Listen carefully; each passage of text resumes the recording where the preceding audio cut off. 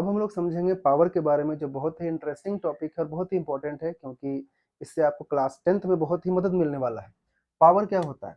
तो जैसे हम लोगों ने पढ़ा था वर्क के बारे में कि वर्क क्या है, एनर्जी क्या है, ठीक है।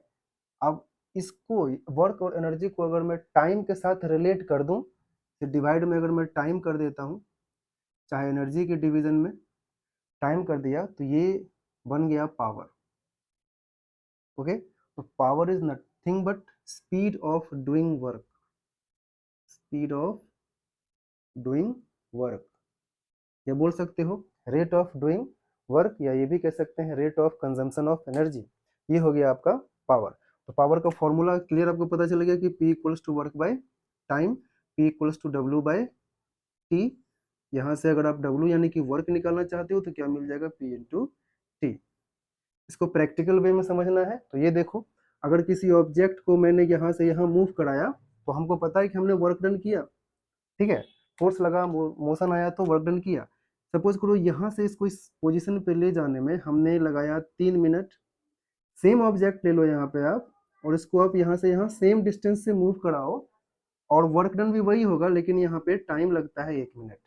सेम वर्क डन 3 मिनट में हो रहा है, वही वर्क डन 1 मिनट में हो रहा है, तो यहाँ पे दोनों में क्या चेंज हुआ? वर्क तो वही रहा, एनर्जी भी उतना ही कंज्यूम हुआ, चेंज हुआ टाइम। तो इसको हम लोग बताते हैं पावर से। जिसने कम समय में ज्यादा काम किया, यानी कम समय में इसने जो वर्क किया उसे कहेंगे ज्यादा पावर है, जो ज्यादा समय लगाया उसे कहेंगे पावर कम है। तो work done with respect to time is called power. अब आती है बात इसके यूनिट की, तो यूनिट हम लोग बोलते हैं कि पावर का यूनिट होता है वॉट। ओके, तो हम लोग अब इसको फॉर्मूला से रिलेट करते हैं। देखो, पावर का यूनिट हो गया वॉट, तो हमने यहाँ W रख दिया। ये जो W है ये दरअसल वर्क डन में रखूं ताकि कंफ्यूजन ना हो।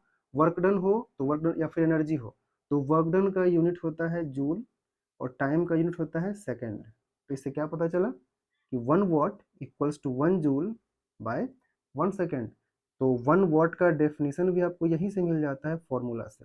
1 वॉट का डेफिनेशन क्या हो जाएगा, when 1 joule of work is done in 1 second, या when 1 joule of energy is consumed in 1 second, then power is said to be 1 watt। ये हो गया आपका 1 वॉट का डेफिनेशन। अब इसी 1 वॉट से आगे हम लोग पढ़ेंगे कमर्शियल यूनिट ऑफ एनर्जी, ठीक है।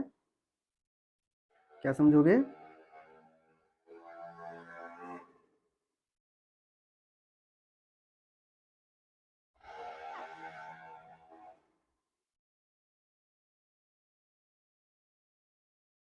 Commercial unit of energy, commercial unit, जैसे कि हम लोग इलेक्ट्रिसिटी बिल हम लोगों के घर में आता है ना, तो वो हो गया कमर्शियल यूनिट। तो हम लोग बोलते हैं ना कि हमारा बिजली बिल इतना यूनिट उठा है, इतना यूनिट उठा है। अभी हम लोगों को 125 यूनिट फ्री में मिल रहा है, ये सारी बातें।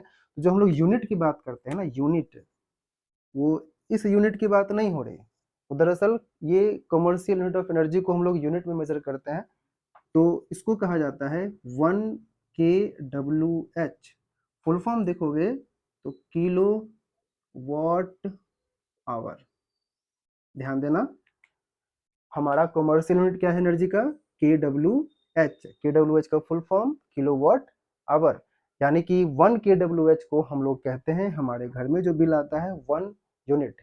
अब इस 1 kWh को कैसे समझोगे? अगर आपके पास 1000 वॉट का कोई एक मशीन है, ठीक है, जैसे बहुत सारे इक्विपमेंट होंगे आपके घर में, इसमें लिखा रहता है 500 वॉट, 250, 200 वॉट या 1000 वॉट। तो 1000 वॉट का कोई भी अगर आपका इक्विपमेंट है और उसे आप 1 आवर के लिए इस्तेमाल करते हो, तो आपका बन जाता है 1 kWh, और यही हो गया 1 यूनिट। तो कब कहोगे कि आपका बिजली बिल 1 यूनिट होगा या 1 यूनिट कंज्यूम होगा? तो जब 1000 वॉट वाला इक्विपमेंट 1 घंटे तक इस्तेमाल हो, तो उसे हम लोग कहते हैं 1 kWh, मतलब आपका बिल कितना आया, 1 यूनिट। तो एक इम्पॉर्टेंट फैक्टर है जहाँ पर बच्चे कंफ्यूज हो जाते हैं कि किलो वॉट आवर किसका यूनिट है, पावर या एनर्जी का। तो ध्यान देना, किलो वॉट पे मत जाना, पूरा देखो, किलो वॉट और आवर टाइम भी है, ये है एनर्जी का यूनिट। कैसे समझोगे? तो मैंने क्या बोला था कि energy by time equals to होता है पावर। तो आप एनर्जी निकालना चाहो तो क्या हो जाएगा, पावर इंटू टाइम। पावर होता है वॉट, टाइम होता है सेकेंड।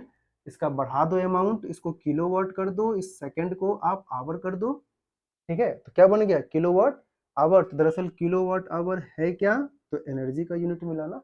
तो ध्यान देना किलोवाट आवर किसका यूनिट है, एनर्जी का। कैसे समझोगे व्हाट kWh, तो 1000 वाट for 1 our is called 1 kWh या 1 यूनिट।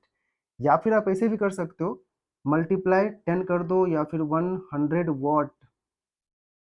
क्या मतलब हुआ, 10 बल्ब लेते हैं, 10 बल्ब लिया, एक बल्ब का पावर है 100 वाट, और उस 10 बल्ब को जला के रखते हो 1 घंटे तक, तो भी कितना यूनिट उठेगा, कितना बिजली उठेगा, कितना एनर्जी कंज्यूम होगा, तो वो होगा 1 kWh। इस तरह से हम लोग इस मेथड को याद रखेंगे, जब न्यूमेरिकल सॉल्व करेंगे तो ये हमारा बहुत मदद करेगा। अब यहाँ से एक और चीज़ आप समझ लो कि 1 kWh क्या होता है, तो एनर्जी का यूनिट है, और हम लोग ये जानते हैं कि एनर्जी का यूनिट जूल भी होता है, याद रखना। तो 1 kWh को जूल में कैसे कन्वर्ट करोगे, तो इसका रिलेशन है 1 kWh equals to 3.6 into 10⁻6 joule. ये भी कैसे आया, ये भी हम लोग न्यूमेरिकल में जब सॉल्व करेंगे क्वेश्चंस में तब देखेंगे। समझ में आ गया।